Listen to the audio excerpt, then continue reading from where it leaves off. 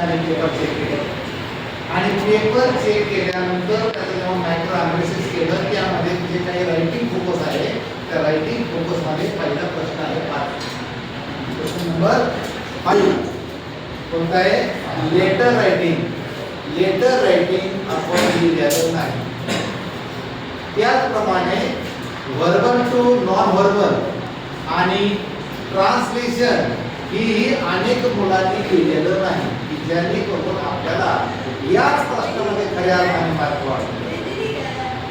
कारण की तुम्ही छोटंसं जरी लिहिलं तरीही त्याला मोर दॅन 0 मार्क पडतात. त्याचप्रमाणे व्याकरण जर पाहिलं तर व्याकरणामध्येही मार्क घेतले आहेत आणि काही महाभागांचे तर पहिल्या प्रश्नात मार्क गेले की ज्यामध्ये आपल्याला माउंट द सेंटेन्स आहे, रिलेटेड वर्ड आहे, पंक्च्युएशन आहे, अशा अनेक घटनांमध्ये आपले मार्क केलेले आहेत आणि आपल्याला त्यावरती भर द्यायचा आहे की जेणेकरून आपल्याला इयत्ता 10वीचे गुण वाढले जातील. यामध्ये आपल्याला मार्क पडणारा घटक एकच म्हणजे सुरुवातीला आपण पाहणार आहोत. बाकीचे मध्ये तर मार्क मिळणारच आहेत.